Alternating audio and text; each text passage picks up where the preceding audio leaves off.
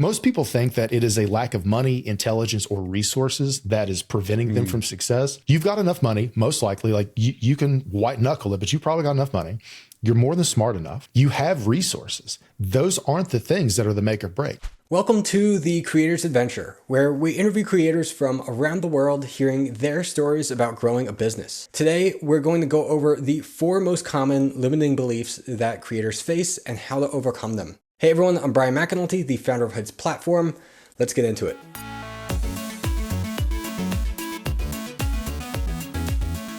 Hey everyone, we're here today with Dr. Corey Wilks. He is a licensed clinical psychologist and executive coach who helps the top creators and communities in the world clarify what matters, overcome limiting beliefs, and reach their potential in life and business. He shares these insights in his free weekly newsletter, Creator Alchemy, where he does deep dives into psychology, online business, and content creation. Corey, welcome to the show. Thanks for having me, man. Yeah, good to talk with you again. We got to have a friendly debate last year on Justin Moore's creator debates. Yeah, super fun. Yeah, nice to talk with you again. My first question for you is, what would you say is the biggest thing either that you did or are doing that helped you to achieve freedom to do what you enjoy? So, brief backstory for me. I used to do therapy, right? Like I worked in the therapy field as a psychologist. And in 2020, I actually ended up losing my job related to like COVID layoffs. So not because like I sucked at my job. And without getting into like all the nitty gritty details, the way therapy licensure works in the US, I basically could no longer practice because I had moved to a place I wasn't licensed in. And in order to get re-licensed would have taken like 4 to 6 months. So I basically had spent 12 plus years of my life optimizing to do therapy, and I could no longer practice therapy. So I had an identity crisis and had to kind of scramble to figure out like, what do I do with my life now? What do I do with all this training, these degrees I have when I can no longer practice therapy? And that was when I decided to go into entrepreneurship. So it wasn't I planned it out. I saved up a lot of savings. It was, I got fired. I had 30 days notice and 3 paychecks to figure out my life. So I grew up super poor. Like I grew up on food stamps, public housing. So like I didn't know a lot of entrepreneurs at that point in my life. I didn't have a lot of resources and a robust network of people to reach out to. I had no business background. So from that point and through today, the way I've been able to build what I've built is really kind of comes down to a couple things. One is taking responsibility for my own learning. So rather than saying, I don't know how to be an entrepreneur, it's what do I need to learn to become an entrepreneur, right? So then I learned how to spin up a website. I learned how to create offers, copywriting, marketing. I learned how to create courses, curriculum design. I just, through Google and YouTube, learned a lot on my own. And then the second piece is I reached out to people. I reached out to people who were maybe a couple steps ahead of me in business and just tried to befriend them and then said, hey, here's what I know. If there's anything I can help you with my expertise, I'm down to help as much as I can. And then a lot of times they would also offer to help me. And then other times I was just straight up ask like, hey man, how do you spin up a website? Like how does WordPress work? How do templates work? And then the other thing that's really, really helped me a lot after I got those foundations down was taking sort of a permissionless approach where I basically, especially like if you're a coach or course creator and you're any type of content creator, whatever the niche is or the audience is that you serve, it is really, really easy for you to look at them and say, what do these people need that isn't currently out there that I am uniquely positioned to offer? And then just make that thing and give it to them. The majority of my stuff is free, like my newsletter, all of my articles, my YouTube stuff, the majority of podcasts I do, all of that is free. And all of it is saying, I see you have this problem or you're having this struggle. Let me make something for you without asking your permission. It's just, here's the thing I think would really help you. Those collectively have really helped me get to where I am today. Yeah, that's great advice. I made a note for myself here in my questions to get into the idea of responsibility as an entrepreneur. And so it's interesting to hear that you're bringing that up already. I'm curious, like, what else would you say about mindset shifts that might be essential for somebody who wants to become an entrepreneur, transitioning from the traditional career path, and like, I don't know, anything else you could expand on that concept of responsibility? Because for me, it's like when you're an entrepreneur, you're suddenly taking on all these responsibilities that you just don't have as an employee at a company. You don't, it doesn't really have to fall on your shoulders. Somebody else can fix it, or things like that. If it's going to be a problem for the business, it's not necessarily your problem unless you're going to get fired for it. But as an entrepreneur, like, ultimately it comes back to you. Even if you have a team, it comes back to you. And the more kind of like responsibility you're willing to take on, the more kind of potential I think you have to grow in some ways. So what are your thoughts on that? No, I agree. I think, well, one, the whole idea of like, nobody's coming to save you, right? I think it's really easy for us to think like, oh, if I just got that one shot, if this one person just mentored me, or if they gave me their platform, then I could succeed. And like, that's the reason I haven't succeeded yet. Like that isn't going to happen, right? Like, nobody's kind of coming to save you. You have to figure out like, what do I need and how can I achieve it? Like, what do I need to do specifically to do that? Entrepreneurship definitely isn't for everybody, right? There is a lot of stress, a lot of uncertainty. Nothing is guaranteed, right? Like, if you have a regular job, as long as you do the bare minimum to not get fired, you're solid. Like that's the bar of do enough to not get fired, right? I was an awful employee. Ironically, the one time I was a model employee was the time I got fired. So I like to tell people all the time, like, I was an awful employee, and every time I actually didn't get fired. But hitting that low bar is all you really have to do as an employee. When you're off work, when you clock out, you don't think about your job anymore.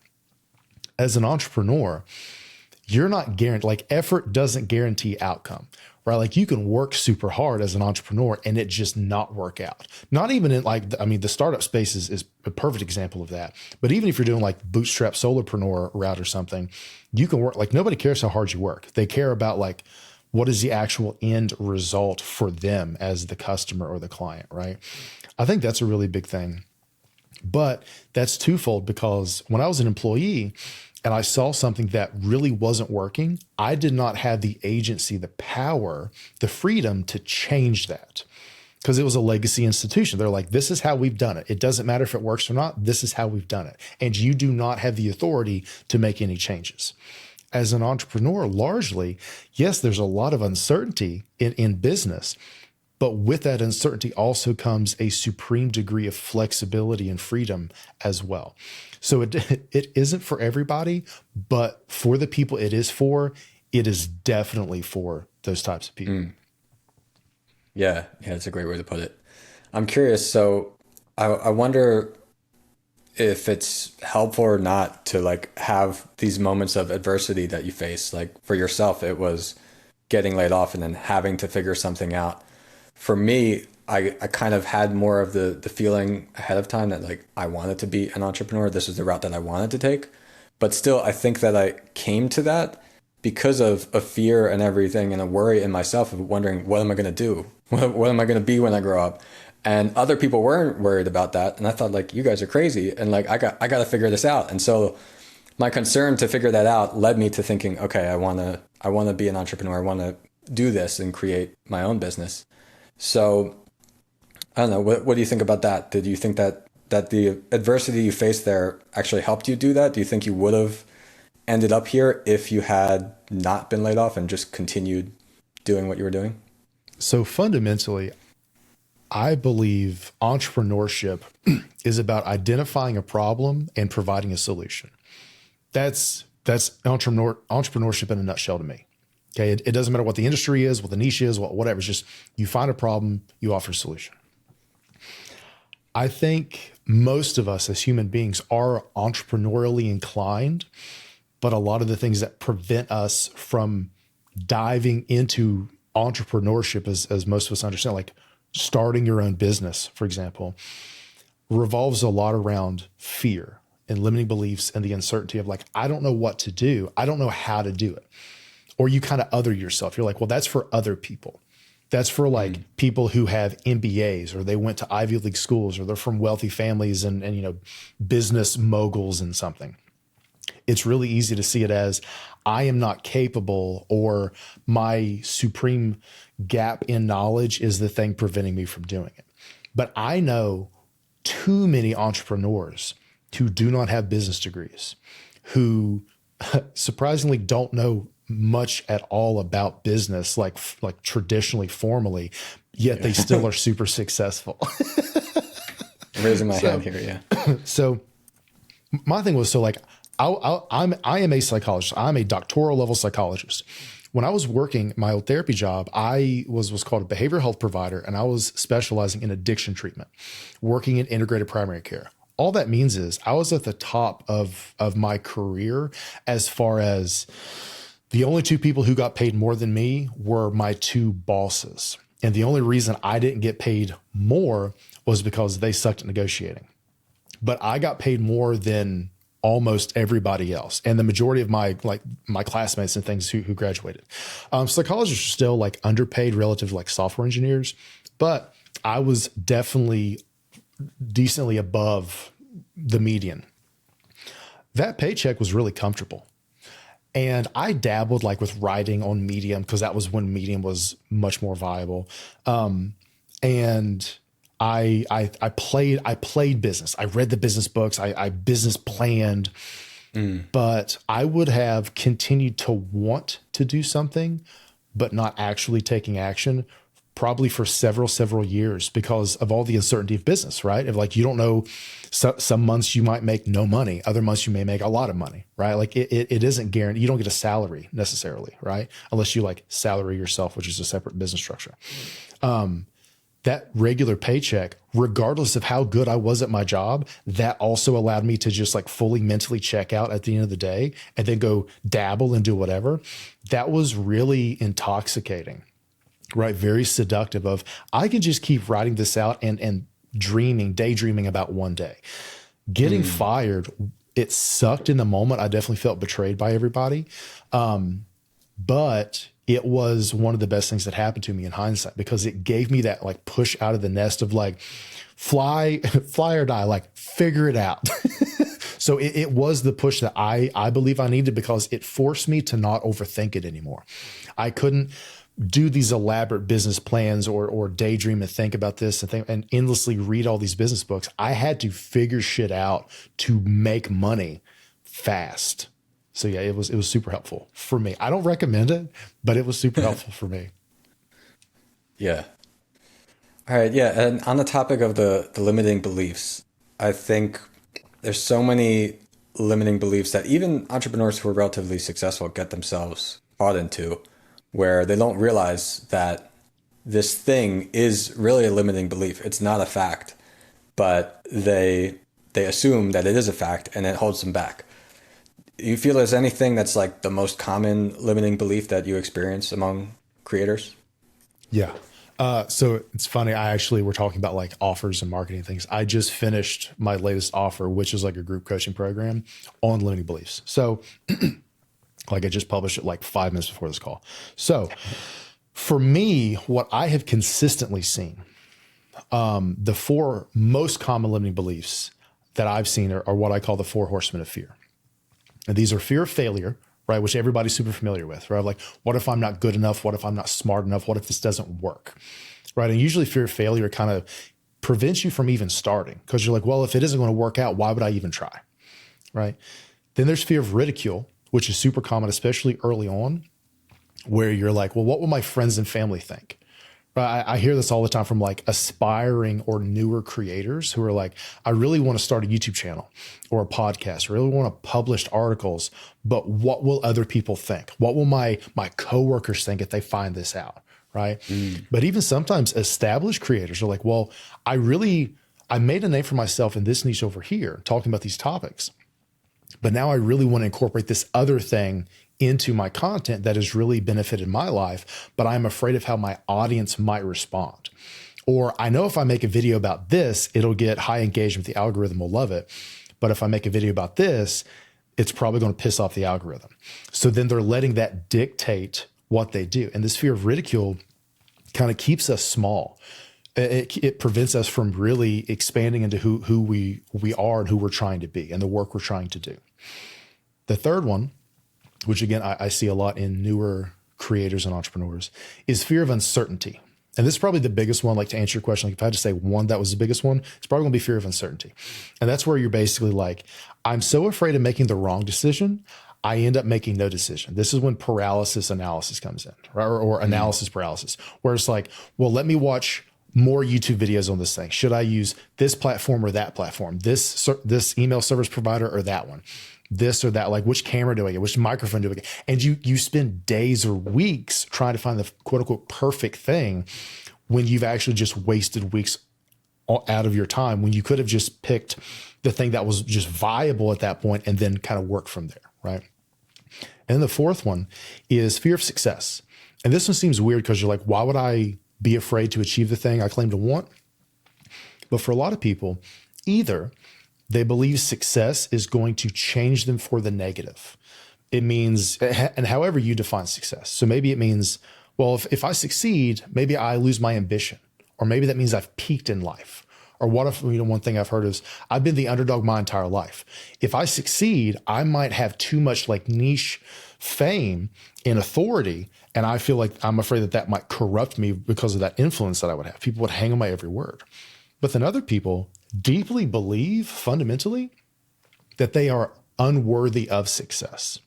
So these things tend to self-sabotage us into not trying or staying small or giving up right when we're on the edge of victory. These are the things I see most commonly, especially in the creator and entrepreneurial spaces. Yeah. Because most people think that it is a lack of money, intelligence, or resources that is preventing them from success. Most, like, you've got enough money, most likely, like you can white knuckle it, but you've probably got enough money.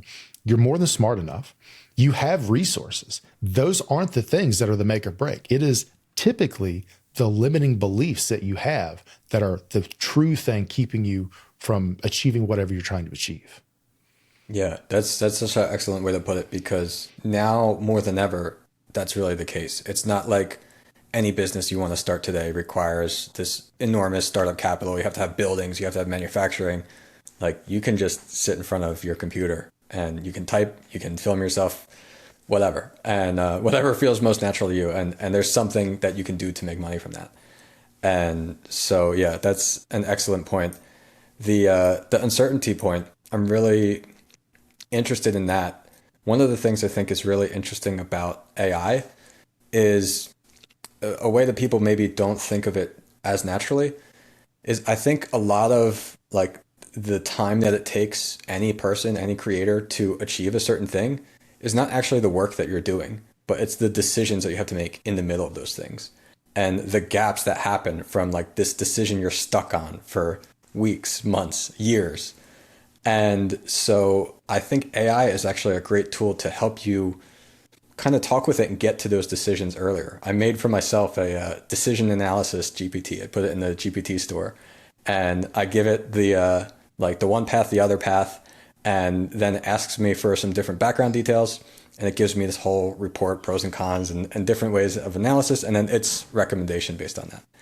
And I think that's really an excellent way to use AI, but also to realize that like what AI can even do for you as a creator, because if you can create a task and have the AI help you with it, it doesn't have to sit there forever and make decisions. Forget about having to sleep, forget about how fast it works or not. It doesn't have to make those decisions. So if you look at like a big company, that's why they have meetings all day. Everybody's sitting in meetings. All they're doing is trying to make a decision and align everybody to get to that next step.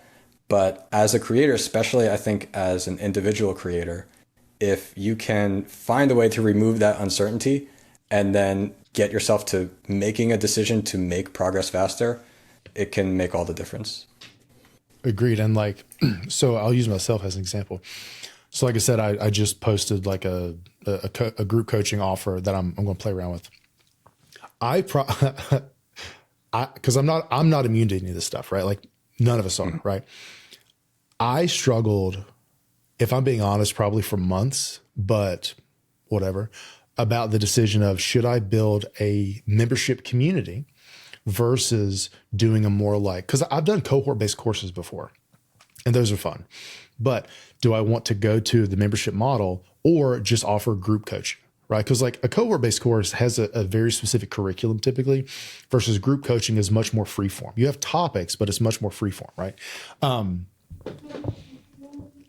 And I spent way too long trying to figure that out, because what I had done, and this leads to the uncertainty thing, I had created a false dichotomy. I, in my mind, had said, I have to choose between this or that. And whatever I choose, I have to like fully commit to, and I can never go back. And I was like, well, I love the idea of a community, but I don't want to be a community manager. Like that's a full-time job. And unless it was making like significant money just from that to outsource, you know, with a community manager, I don't want to do that yet. And then I realized I don't have to choose. Like I can do the group coaching thing for a minute. That's, you know, much more, you know, MVP type stuff. And then I can scale into a membership community if that is where demand is kind of, you know, directing, right?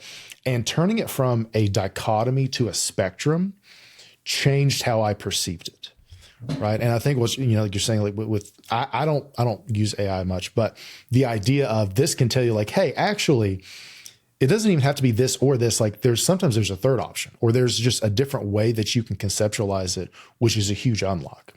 Right. And I think that's one of the reasons, because we're so afraid of making the wrong decision. Should I do this or should I do that? It's like, actually, there's typically a third route that you haven't considered, and you yourself may not consider it, which is why you need an outside party to bounce that idea off. It doesn't off. have to be AI. It can be Corey. It can be somebody else that you just want to bounce that thought off of.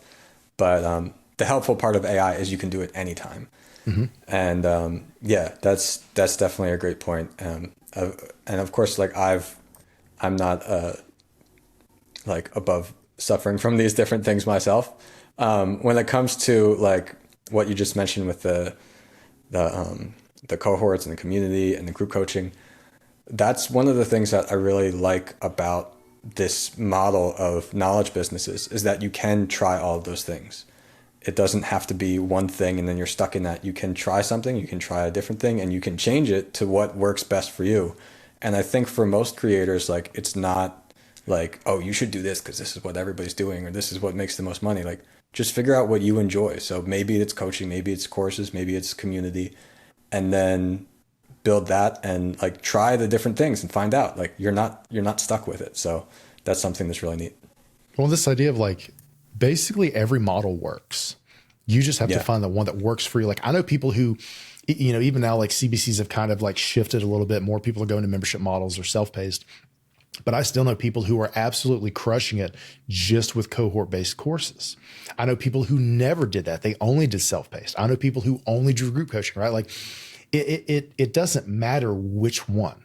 They're all equally viable in one scenario or another. It's really about, what do I want to do? What does my audience need that I am willing and positioned to offer to them? Yeah. Yeah, it's a great way to put it. I'm curious, we, I think, saw this somewhere in your writing or something, that how do you personally apply the Stoic concept of memento mori in your daily life? And what advice would you have for entrepreneurs looking to kind of use that philosophy to prioritize their own goals? And maybe what does it mean too, for those not familiar with the phrase? Yeah. So my entire right tattoo sleeve is dedicated to the Stoic concept of memento mori. It basically means remember death or remember you will die.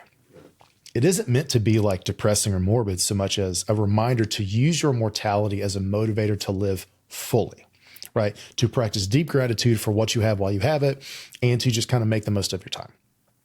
So I said I got fired, in 2020. My last day as an employee was December 4th, 2020. That was like the official firing date. In January of 2021, so like a month later, like after I had like lost health insurance and had no paychecks or anything else. Long story short, I do Brazilian Jiu-Jitsu, martial art, grappling kind of thing, like sort of like wrestling. And I got a bruise. Bruises are super common, but this one was a fluke and got super, super infected in a way that like doctors still never figured out. I let it go too long, because I was like, oh, I don't have health insurance. It's probably just like a fracture, like a hairline fracture. I'll just walk it off. I'll give it a couple weeks and it'll be fine. Martial artists are weird. So it basically got like my whole leg turned a color it shouldn't. I finally went to the doctor and they were like, okay, we'll give you antibiotics. If it gets worse in 24 hours, come back. 24 hours, it had doubled. The size had doubled of the infected area. And they're like, oh, this is really bad. We need to prep you for surgery. This is peak COVID. All the beds were full. They put me on an IV antibiotic drip, and I was on it for like 12 or 16 hours. Unresponsive, like they weren't working. They couldn't find a bed for me. They finally transferred me to a bed for surgery for the next day. And they're like, we sent off for labs. The issue is if this infection has gotten into your bloodstream or your bones, you could die. They're like, but the labs haven't come back yet, so we have no idea. Obviously, spoiler alert, I lived. But that night in the hospital, waiting to get prepped for surgery the next morning, I thought, because like my girlfriend couldn't be in the room because it was COVID, like you couldn't have visitors. I remember thinking, this could be my last week alive. Like I could straight up, I could die in the middle of the night. I could die tomorrow. Like I don't know what the test results are. This is a really bad infection. And I remember thinking, if this had been my last week alive, am I satisfied with how I spent my time? If I'd asked that question a month prior when I still had the job that I had, the answer would have been no, right? But that week I was like, well, I spent my time with loved ones, writing, creating content I'm really passionate about, trying to figure out my life as an entrepreneur. I don't want to go out, but if I go out, I'm satisfied because I lived fully every day. And that is a question I continue to ask myself every week. Because as soon as you ask yourself that question, like, if this had been my last week alive, am I satisfied with how I spent my time? You can immediately pinpoint all the bullshit that you were like, no, I wouldn't, like, I would not be satisfied. Right? I let what other people think and say dictate what I did. I did stuff out of obligation. I, wasn't true to myself, whatever that was, right? You can immediately pinpoint all that. That's great.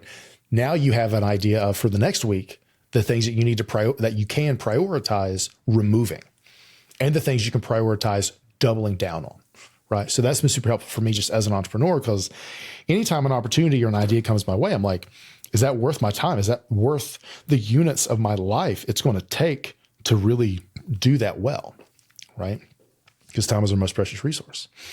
The question I ask myself for my content is this piece of content worth the units of my audience's life it is going to require them to consume it? Is this article worth the 5 minutes of your life that it'll take you to read it? Is this video worth the 13 minutes of your life it'll take you to watch it?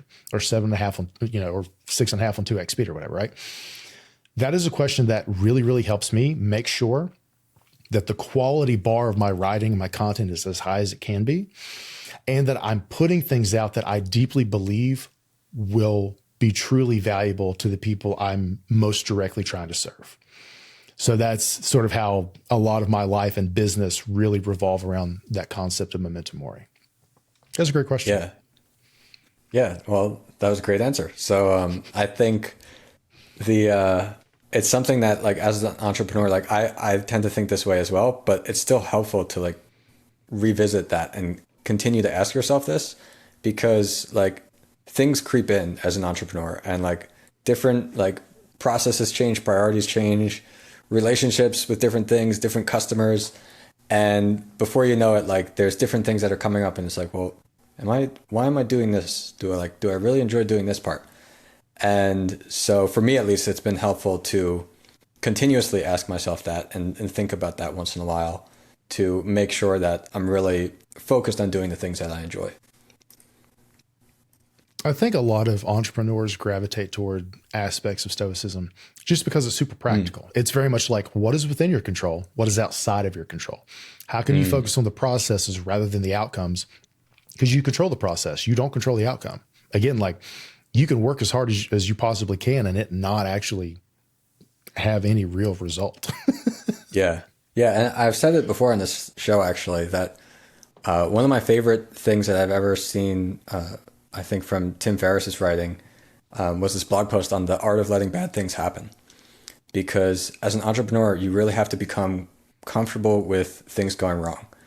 And if you can't become comfortable with that, it becomes really hard to grow, because the more things that are going to go right, if that's going to happen, there's going to have to be more things that also go wrong along with that. And so you need to, become comfortable with things that you can't control, become comfortable with knowing that there will be problems, there will be things that go wrong, and just figure out how you're going to deal with them if that happens. That, and like, I think Tom Bilyeu and Mark Manson both have versions of this concept of basically, choose your struggle. Or Mark Manson says, what's your favorite flavor of shit sandwich? And it's basically like, and I think Tom Bilyeu says the struggle is guaranteed, success is not. So it's really about like, what problems do you want to sign up for, right? Like, I personally would rather have the problem of financial, for lack of a better term, insecurity, right? The non-guaranteed income, because it also comes with supreme flexibility and time freedom, right? For example, and that's up to each of us to answer individually of like, what kind of problems do you want, right? Because like me today, like the problems that like I don't complain, but like the problems that like I struggle with, I'm like, yeah, but damn, Corey from 4 or 5 years ago would love to be struggling with this compared to what he was struggling with at the time, right? Like he would willingly sign up for these problems in exchange for the problems he's dealing with years ago. So I think that's a really powerful reframe too, of like, you're going to have problems. Like that's a fact. What problems do you want to have? What problems are worth having and struggling with? Yeah. You can almost embrace it that way and say like, I have this big problem right now because I was able to get myself to this point, which is what I was after the whole time. So exactly. Yeah, I like that. On your website, we saw that you mentioned you worked with communities like David Perel's Rite of Passage and Jay Klaus's Creator Science Lab. Can you share what kind of work you do with those communities, and like what are the biggest issues that you help solve in that kind of environment? Yeah, so I mostly at this point specialize in like creator economy type stuff. I've worked with like VC-backed founders and other types of entrepreneurs and things, but I really, really like working with creators. So with some of these, I've done a lot of it does revolve around like overcoming limiting beliefs and things. Cause again, those are the biggest, like even like Pat Flynn and I, we talked, cause I was on his podcast. Like we were talking about how like you can talk about the marketing, you can talk about funnels and conversions, and all that stuff is very important. But if you don't really dial in like the mental side, the mindset side of it, all of that other stuff is going to be significantly harder, right? Cause like we all know the things we need to do. Or like we know I need to have this offer. I need to make sure that you top a funnel. I need to do this. I need to do that. Typically, the thing that is truly stopping us is just us and our perception of what is going on or what needs to happen or what we deserve or what we're capable of or whatever, right? Obviously, I'm a psychologist, so I'm biased toward the psychology side of things, but that is what I consistently see. So like with Jay's, like with the lab, for example, I led a workshop on specifically overcoming limiting beliefs, overcoming these 4 horsemen of fear, right? And it's always really, and I did sort of like groups for Rite of Passage, and a lot of them revolved around limiting beliefs as well. But it's always really fun to see like, with Rite of Passage, some of the people may be like newer in their creator journey, whereas Jay's, a lot of them are more like professional creators. So it's like, the newbies, they struggle with fear of ridicule. Whereas the more seasoned creators are like, I don't really care about ridicule necessarily. I'm more struggling with fear of success or fear of this or over here, right? But then when I sometimes I work with even higher level creators who are like, actually it's kind of coming back around to fear of ridicule because I really want to do this, but I'm afraid my audience won't like it. Right? Or it's success. I've achieved all of these other successes, but I'm really afraid of doing the thing that most truly resonates with me because I feel like I'm supposed to do X, Y, or Z. So they cycle, and that's why it's so much fun. And I talk about them so much because they're so prevalent and they cycle and they come up in so many different ways for so many different types of entrepreneurs and creators. Yeah. I mean, I was thinking about it as you were going through the 4 earlier. And like for myself, I don't think I've really had an issue with fear of success as far as like caring what people think of me. I'm willing to just do what I want and feel comfortable with that, which I think is a great thing. but I have experienced it in the way that you're talking about, of like worrying about the audience and worrying about like, well, this is where I'm at now. If I do this thing and it's just a big failure, and I do another thing and it's a big failure, like then what are people going to think of not even just me, but like our brand and what we're doing? Are they gonna lose trust in that or something like that? And so, yeah, it comes up in different ways. So I think that's really interesting for you to mention. Well, it's your reputation, right? Like if you just substitute brand for reputation, it's the same thing, right? I could be damaging our reputation. The biggest thing with the limiting beliefs, the four horsemen of fear that I see, a lot of people, when they hear them, like, oh, I totally struggle with this. But before that, they don't even realize that limiting beliefs are the problem. They think self-sabotaging behaviors are, because the behaviors are observable, right? So people know they struggle with imposter syndrome, perfectionism, shiny object syndrome, procrastination. Like they know that they struggle with these things. But most of the time, these are actually rooted in fear, which is why you can read all the productivity advice and follow all the productivity gurus you want. And you know all the productivity mental models, you know, Eisenhower matrix, 80-20, all time blocking, Pomodoro, all this other shit, right? But for some reason, it isn't working. They're all super powerful and they work. But if fundamentally the reason you engage in perfectionism is because you're afraid of ridicule, and your perfectionism allows you to say, until this is perfect, until this is beyond reproach, I'm not going to hit publish. Because it isn't that this has to be perfect. It has to be immune from ridicule. If that is your struggle, no amount of productivity advice is ever going to help you. You have to understand and overcome the actual limiting belief that is the root cause and not just the symptom, which is what most productivity advice deals with. Yeah, definitely. All right, well, that's excellent. I've got another question for you, and that is, on the show, I like to have every guest ask a question to the audience. So if you could ask our audience anything you're curious about, or something you want to kind of get people thinking about, what would that be? I mean, just kind of sticking with the theme, like what could you accomplish if fear wasn't standing in your way? Like if you didn't have the limiting beliefs you currently have, what could you actually accomplish in life and business? Yeah, it's excellent. All right, Corey, well, thanks so much. Before we get going, where else can people find you online? Corey Wilks PsyD. My doctorate is a PsyD, Doctor of Clinical Psychology. So CoreyWilks PSYD. Corey Wilks PsyD. My website, Twitter, LinkedIn. I'm Corey Wilks PsyD everywhere. All right, awesome. Thanks, Corey. Thanks for having me, man. I appreciate it.